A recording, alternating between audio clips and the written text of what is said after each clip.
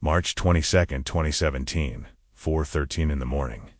A 911 call reaches the Carnival Dreams security office somewhere off the coast of the Bahamas. A passenger is missing. Female, 28 years old, last seen on deck 9. By dawn, they find her wedding ring near the railing. By mid-morning, the Coast Guard calls off the search. Her husband, Thomas Rivera, flies back to Miami 3 days later, alone. He buries an empty casket in a cemetery outside Orlando. He stands at a grave with no body inside. He spends the next 6 years learning how to function through a type of grief that rewrites everything you thought you knew about survival. And then, on a Saturday morning in San Juan, Puerto Rico, he sees a woman at a farmer's market who looks exactly like his dead wife. She's with 2 small children, a boy holding her hand, a girl in a stroller. Before Thomas can look away, a man approaches her from behind, wraps his arm around her waist, kisses her temple with the casual intimacy of someone who's done it 1,000 times before. That must be her husband, Thomas thinks. But when the man turns his head and Thomas sees his face clearly for the first time, everything he believed about the last 6 years shatters into dust. Thomas Rivera was born in 1985 in Tampa, Florida, to Cuban immigrant parents who worked construction and cleaning jobs to put 3 kids through school. He became an EMT at 22, worked grueling 12-hour shifts, saw things that aged him faster than the calendar did. At 26, he met Elena Cordero at a community health fair in Orlando. She was volunteering, handing out pamphlets about diabetes prevention, and when she smiled at him, something in his chest shifted permanently. Elena was 24 then, born in San Juan but raised in Central Florida after her parents moved to the mainland when she was 7. She worked as a bilingual teacher's aide at an elementary school, loved salsa dancing, and had the kind of laugh that made strangers turn around to see where it was coming from. They dated for 8 months before Thomas proposed. Small wedding, immediate family only, nothing fancy. They honeymooned in Key West because it was all they could afford. Neither of them cared. They were building something real, something that mattered. By early 2017, they'd been married 3 years. No kids yet, but they were talking about it. Trying casually, no pressure. Thomas had just been promoted to senior paramedic. Elena was taking night classes toward her teaching credential. Life wasn't perfect, but it was theirs. Stable, predictable, safe. Then Elena's mother died. February 2017, sudden heart attack, no warning. Elena flew to San Juan for the funeral, came back different, quieter, more withdrawn. Thomas tried to give her space to grieve, tried to be supportive, but she kept pulling further away. Stopped answering questions, stopped making eye contact. Started spending hours alone in their bedroom with the door closed. Thomas suggested couples counseling. Elena said she just needed time. He suggested a grief support group. She said she'd think about it. He suggested taking a trip together, getting away, reconnecting. Elena hesitated, then agreed. Maybe that would help. Maybe distance from Orlando, from routine, from the weight of her mother's absence, would give her room to breathe again. Thomas booked the cruise himself. 7 days, Caribbean route. Departing Miami, March 15th through March 22nd, 2017. He chose a cabin with a balcony because Elena loved watching the ocean. He planned excursions to places she'd mentioned wanting to visit. He thought this trip would save them, thought it would bring his wife back from wherever grief had taken her. March 15th, 2017. The Carnival Dream departs Miami. 7 decks, 4,000 passengers, 1 marriage about to collapse. Other passengers would later describe the Riveras the same way. Quiet couple, kept to themselves, seemed fine. But the cabin steward noticed something. The wife spent a lot of time on the balcony alone. Hours at a stretch, just staring at the water. I'd knock to clean the room and she'd be out there, morning and night, always by herself. The husband would try to talk to her through the glass door. She'd barely respond. Thomas kept a journal during the trip. He wrote in it late at night when Elena was asleep, trying to process what was happening, trying to understand why his wife felt like a stranger. Day 2. Elena won't leave the cabin, says she has a headache, wants to stay in bed. I offered to stay with her. She said no. Told me to go enjoy the ship. So I went to the gym alone, ate lunch alone, came back. She was on the balcony again. Wouldn't tell me what she was thinking about. Day 4. Port stop in Cozumel. Thomas had booked a snorkeling excursion. something Alina used to love. She refused to go. Said her head hurt, said she wanted to rest. Thomas went alone, came back early because he couldn't stop worrying, found Alina in the cabin, on the phone. She hung up fast when he walked in. Who was that? Nobody. Wrong number. It didn't feel like the truth, but Thomas didn't push. You don't interrogate someone who's grieving. Days 5 and 6 passed in a fog of forced conversations and long silences. Thomas tried everything. Romantic dinners, quiet walks on deck, gentle questions about her feelings. Nothing worked. Alina was physically present but emotionally gone, like she'd already left and was just waiting for her body to catch up. Night of March 21st, their last full night on the ship.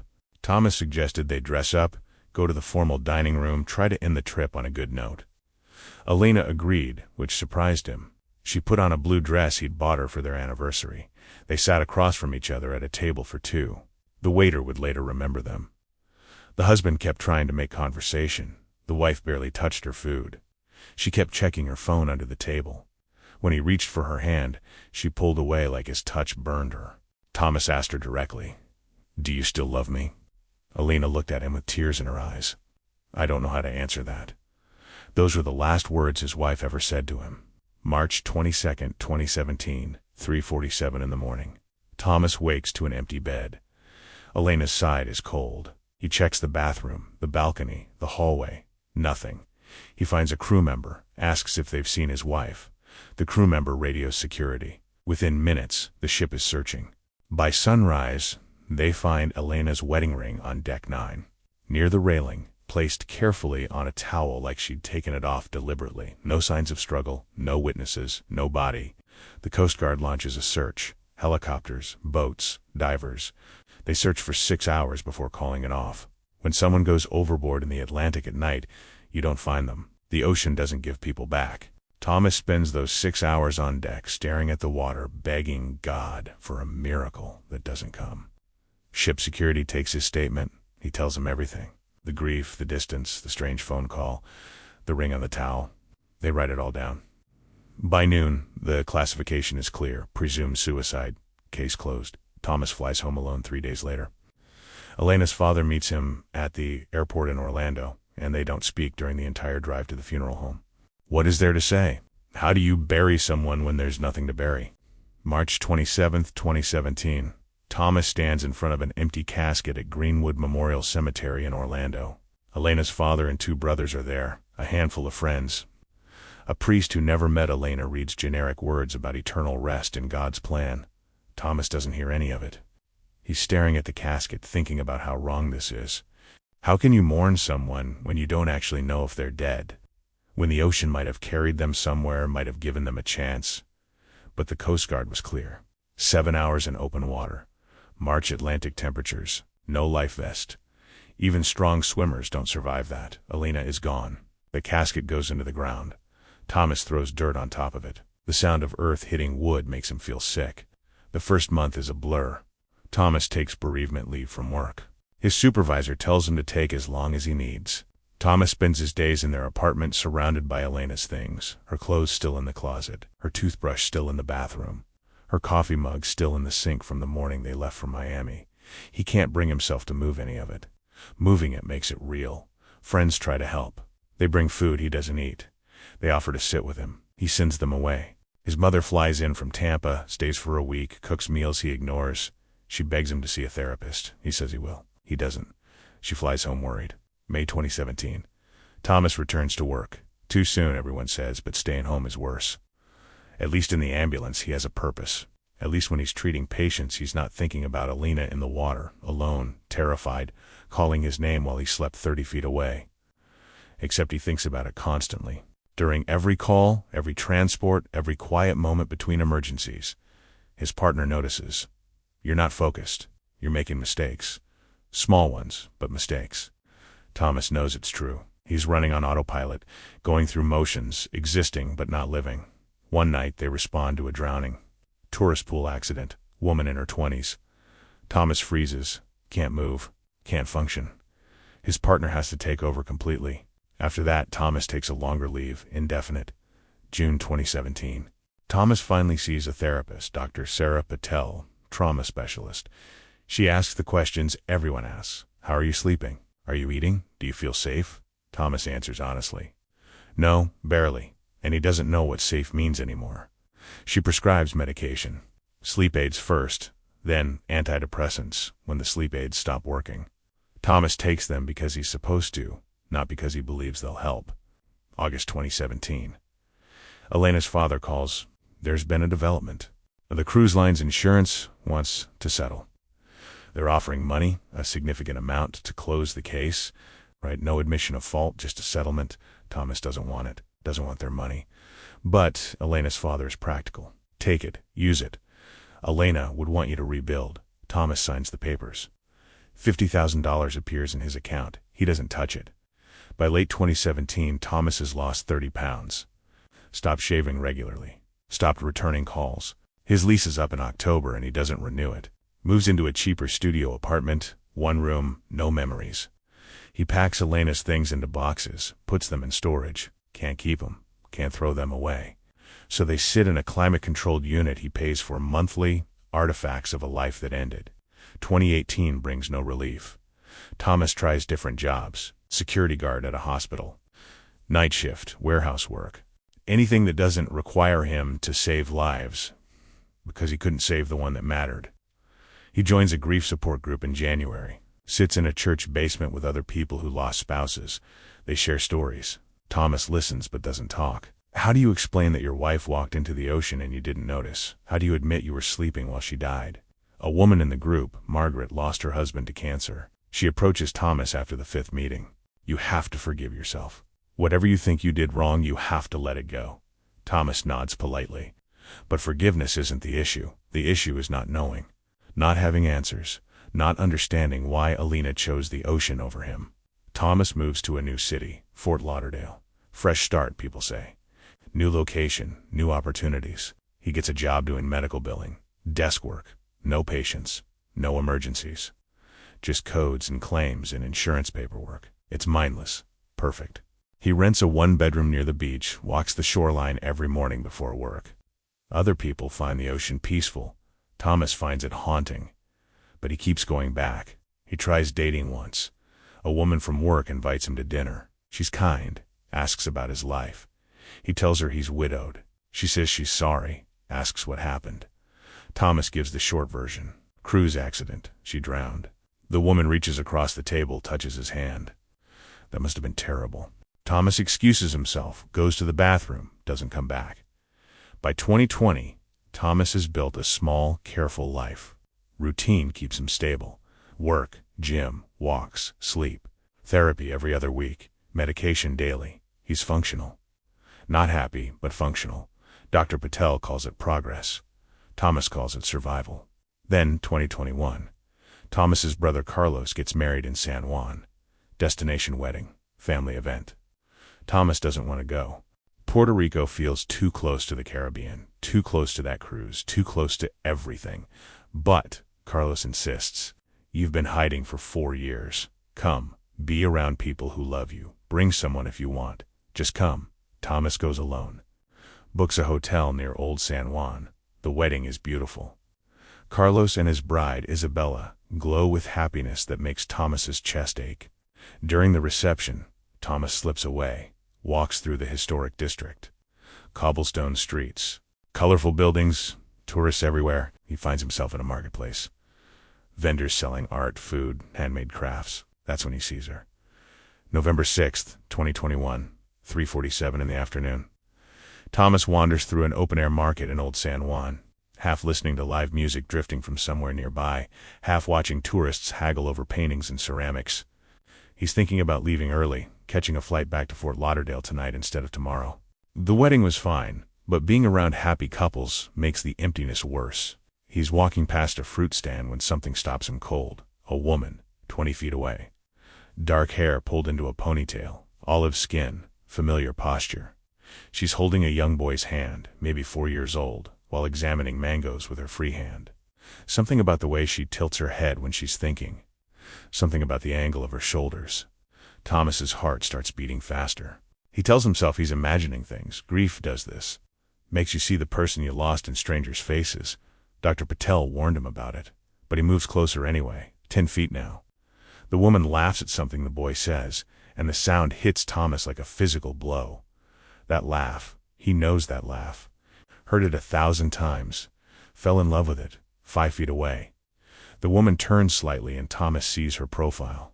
The slope of her nose, the curve of her jawline, the small scar above her left eyebrow from a childhood bicycle accident she told him about on their second date. Elena, his wife, his dead wife, standing right there buying fruit like it's the most normal thing in the world. Thomas's vision tunnels, sound mutes. His hands start shaking. This isn't possible. This isn't real. He's having a breakdown. 4 years of suppressed grief finally breaking his mind. But then he sees the details he couldn't fabricate even in delusion. The birthmark on her wrist. 3 small dots forming a triangle. He used to trace it with his finger, the way she shifts her weight when standing still. Left foot to right foot, unconscious rhythm, and her hands. Those hands he held during their wedding vows. Artist hands, long fingers, always moving. The boy looks up at her, says something Thomas can't hear. She smiles down at him with such natural maternal affection that Thomas feels his knees weaken. This woman has a child who looks about 4 years old, a child who would have been conceived roughly 9 months after Elena supposedly drowned. Thomas's mind races through impossible math. Then a man approaches from a nearby vendor stall carrying shopping bags.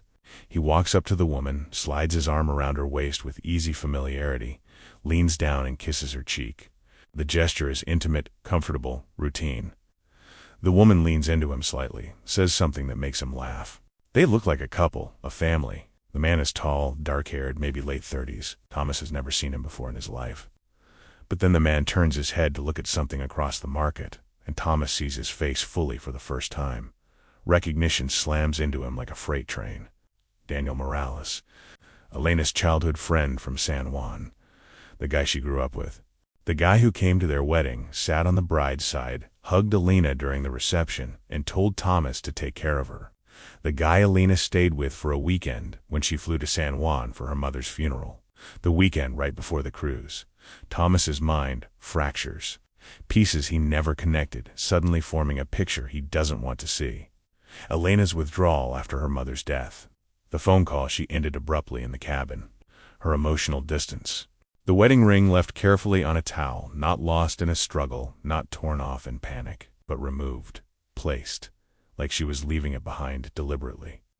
Elena's eyes sweep across the marketplace and lock onto Thomas's. For one infinite second, they stare at each other across 15 feet of space. Recognition crosses her face instantly. Her eyes widen. Color drains from her cheeks. Her mouth opens in silent shock. Fear floods her expression. Pure, undeniable fear. Thomas tries to move, tries to speak, but his body won't cooperate. He's frozen, rooted to the cobblestones.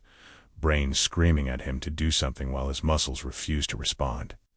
Elena grabs Daniel's arm hard, whispers something urgent in his ear. Daniel's head snaps toward Thomas. Their eyes meet. Daniel's face hardens immediately. He says something sharp to Elena, scoops up the boy, grabs the stroller with the little girl. They start walking. Fast. Not running, that would draw attention, but moving with clear purpose away from Thomas. Away from the truth, into the crowd. Thomas's paralysis breaks. He lunges forward, tries to follow, but his legs are shaking so badly, he stumbles into a vendor table. Ceramic bowls crash to the ground. The vendor yells at him. People turn to stare. By the time Thomas regains his balance, Elena and Daniel have disappeared into the maze of tourists and stalls. Gone. Again. Thomas stands there gasping for air, hands on his knees, vision blurring. A vendor asks if he's okay, if he needs help. Thomas can't answer, can't form words. His wife is alive. His wife faked her death. His wife has been living in Puerto Rico for 4 years with another man, raising children while Thomas fell apart in Florida. Someone guides him to a bench, brings him water. Thomas sits there for 20 minutes, maybe longer, trying to make his brain accept what his eyes just saw. Eventually, he stands on shaking legs, pulls out his phone, and calls the one person who might believe him. Carlos answers on the second ring. "Thomas, where are you?" The reception's starting. Thomas's voice comes out broken. "I need you to come to Old San Juan right now. I just saw Elena. Carlos arrives 30 minutes later, finds Thomas still sitting on the bench, staring at nothing. His brother looks concerned, wedding suit slightly disheveled from rushing over. "Thomas, what's going on? You look like you've seen a ghost." Thomas's laugh comes out bitter, broken. "That's exactly what I saw. Alina, here, alive, with kids, with Daniel Morales." Carlos's expression shifts from concern to alarm. He sits down slowly, carefully, like approaching someone on a ledge. "Thomas, listen to me. You've been through trauma. Sometimes our minds play tricks. Maybe you saw someone who looked like her." Thomas shakes his head violently. It was her. The scar above her eyebrow, the birthmark on her wrist, her laugh. "I know my wife, Carlos. I buried her, and she's here, shopping for mangoes like nothing happened." Carlos doesn't argue, doesn't tell Thomas he's wrong. Instead, he asks practical questions. "Where exactly did you see her? Which direction did she go?" Thomas points toward the market. "Disappeared into the crowd with Daniel and 2 kids. A boy, maybe 4. A girl, younger." Carlos pulls out his phone. "Okay, let's think about this logically. If it really was Alina, she lives somewhere on the island. We find out where." Thomas looks at his brother. "How?" Carlos thinks for a moment. "Daniel Morales. You said he was with her. I can ask around. Old San Juan's not that big. Someone might know him." They spend the next hour walking through the market. Carlos talks to vendors in Spanish, shows them a photo of Daniel he finds on social media. Most people shake their heads, don't recognize him. But a woman selling handmade jewelry pauses when she sees the picture. "Daniel? Sure, I know him. Comes here sometimes with his wife and kids, lives up in the hills somewhere. Rio Pedras area, I think. Keeps to himself mostly." Thomas's hands ball into fists. "His wife?" Carlos asks the woman if she knows the address. She shrugs. "No, sorry. Just see them around sometimes. Nice family. The kids are adorable." Each word feels like a knife. Thomas thanks her, walks away before he says something he'll regret. That night, Thomas doesn't go back to Fort Lauderdale. He tells Carlos he's staying a few more days. Carlos offers to help to cancel the honeymoon, but Thomas refuses. This is something he needs to do alone. He books a rental car, drives through Rio Pedras neighborhood by neighborhood, looking for Daniel's truck, for any sign of the family he saw. Nothing. The area is too big, too many streets, too many houses. November 7th. Thomas returns to the marketplace, parks himself at a cafe with a view of the fruit stand where he first saw Alina, orders coffee he doesn't drink, waits. Hours pass. Tourists come and go. Vendors set up, pack up. No Alina, no Daniel, no children. By evening, Thomas's hope starts cracking. Maybe they won't come back. Maybe they've already left the island. Maybe he'll never find them. November 8th. Thomas goes back again. Same cafe, same position, same desperate waiting. The vendor from 2 days ago recognizes him, gives him a sympathetic look. "Still looking for your friend?" Thomas nods. "Something like that." She tells him they usually come on Saturdays, regular schedule. "If you really want to see them, come back then." Thomas spends the next 3 days in a hotel room, barely sleeping, running through scenarios in his mind. What he'll say when he sees Alina again. What questions he'll ask.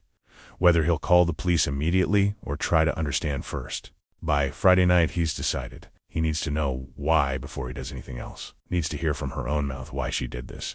November 13th, Saturday. Thomas is at the marketplace by 9 in the morning. The cafe owner knows him now, brings him coffee without asking. Hours crawl past. 10 o'clock, 11, noon. Thomas starts losing faith again. Then, at 2:15 in the afternoon, he sees them. Daniel pushing a stroller. Alina holding the boy's hand. Walking through the market like it's any ordinary Saturday, like Thomas's entire world didn't collapse 4 years ago. This time Thomas doesn't freeze, doesn't approach. He watches from a distance as they shop, as they laugh, as they load groceries into canvas bags. Normal family, normal life, built on his suffering. When they finish shopping and head toward the parking area, Thomas follows at a careful distance. He watches them load everything into an old pickup truck, watches Daniel buckle the kids into car seats, watches Elena climb into the passenger seat. Thomas runs to his rental car, starts the engine, follows them out of Old San Juan, 20-minute drive into the hills. Residential area, modest homes, quiet streets. The truck turns onto a dirt road, parks in front of a pale yellow house with a small garden. Thomas stops 2 houses down, watches as they unload groceries, as the children run toward the front door, as Alina unlocks it, and they all go inside. A home. A real home. With a mailbox that says Morale's family in hand-painted letters. Thomas sits in his car for an hour, staring at that yellow house, watching lights turn on inside, watching shadows move past windows. A life. A complete life built while he was drowning in Florida. His phone buzzes. Carlos texting. "Are you okay? Do you need anything?" Thomas doesn't respond. Just sits there as the sun sets, as darkness falls, as the decision he's been avoiding becomes unavoidable. He can call the police right now, report Alina alive, let the authorities handle it. Or he can walk up to that door and demand answers first. Demand to know why his wife chose to destroy him. Thomas gets out of the car. November 13th, 2021, 7:34 in the evening. Thomas walks up the dirt path to the yellow house, each step feeling like moving through concrete. His heart pounds so hard he can feel it in his throat. He reaches the front door, raises his hand, hesitates. 4 years of questions are about to get answers. 4 years of grief are about to become something else entirely. He knocks. 3 firm knocks that sound louder than they should. Footsteps inside. Light. Quick. The door opens. Alina stands there wearing jeans and a faded t-shirt, hair loose around her shoulders. For one suspended moment, they just stare at each other. Then recognition floods her face and all the color drains away. Her hand flies to her mouth. The word comes out as barely a whisper. Thomas. He doesn't let her speak further. "Where are the kids?" Elena's voice shakes. "In their room." "Why?" "Because we need to talk, and I don't want them hearing this." Elena nods slowly, turns her head. Daniel appears behind her, face hard, protective. "She doesn't need to talk to you. You need to leave." Thomas's voice stays calm, controlled, but there's steel underneath. "I'm not leaving until I get answers." 4 years, Elena. You let me think you were dead for 4 years. Daniel steps forward, but Elena puts her hand on his chest, stops him. "It's okay. I'll talk to him." Daniel looks at her like she's insane. "Elena, you don't have to." "I know, but I do." She looks back at Thomas. "Come in, just for a few minutes. Then you leave and you don't come back." Thomas steps inside. The house is modest, clean, lived in. Children's drawings on the refrigerator. Toys in a basket by the couch. Evidence of the family Alina built while he was falling apart. Daniel stays close, arms crossed, ready to intervene. Alina gestures to the living room. "Sit." Thomas remains standing. "I'll stand." Alina nods, wraps her arms around herself defensively. "What do you want to know?" "Everything. Start with why." Elena's eyes fill with tears. "It's complicated." Thomas's control cracks slightly. "Complicated? You faked your death. You let me bury an empty casket. You let me try to kill myself twice because I thought I failed you. What's complicated about that?" Daniel moves forward. "Watch how you talk to her." Thomas ignores him, keeps his eyes locked on Elena. "I deserve the truth." Elena sits down heavily, like her legs won't hold her anymore. "You do. You absolutely do." She takes a shaky breath. "I didn't plan it. Not at first. When my mother died, I came here for the funeral, stayed with Daniel and his family. We'd been friends since childhood, you knew that." Thomas nods curtly. "Go on." Elena's voice drops. "Something happened while I was here. We talked for hours about everything. About my life in Florida, about you, about how I felt trapped in a marriage I wasn't sure I wanted anymore." Thomas flinches but doesn't interrupt. Elena continues. "Daniel told me he'd always loved me, since we were teenagers. That watching me marry someone else was the hardest thing he'd ever done. That if I ever wanted something different, he'd be here. And you decided you wanted that." Elena shakes her head. "Not then. I went back to Florida, tried to make it work with you. I really did. But I couldn't stop thinking about what Daniel said, about the life I could have here, about being home, speaking Spanish every day, being near family, about being with someone who knew me before I became the person everyone expected me to be." Thomas's voice is hollow. "So the cruise was what? Your escape plan?" Elena wipes her eyes. "Daniel and I kept talking. Phone calls, messages. He suggested that maybe I could just disappear, start over. The insurance money from the cruise line would take care of you financially. You'd grieve, but you'd move on eventually. You were strong. You'd be okay. I wasn't okay. I spent 4 years barely surviving." Elena's sobbing now. "I know. I didn't understand what it would do to you. I thought you'd be sad for a while and then find someone better. Someone who actually wanted the life you wanted." Thomas stares at her. "So you left your wedding ring on a towel and jumped ship. How?" Daniel speaks up. "I arranged a boat. Picked her up a mile from where the ship was anchored. We had it timed perfectly. Early morning, no witnesses, Elena adds quietly. I never went in the water. I just made it look like I did. Then I came here. Changed my name legally. Maria Cordero Morales. Daniel's wife. Started over. And the kids? Elena's face softens despite the tears. Sophia is 3. Miguel is 4. They're mine and Daniel's. They don't know anything about Florida. About you. They think I've always been here. Thomas feels something breaking inside his chest. You moved on. Built a whole family, while I was in therapy learning how to breathe again.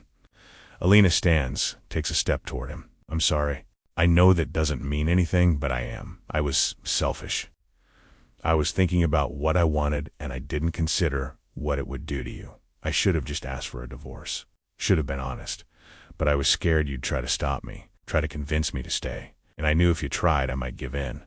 This way was cleaner. Cleaner? Thomas's voice rises. You call destroying me cleaner? Elena flinches. I thought you'd heal. People recover from grief. They move forward. Thomas laughs bitterly.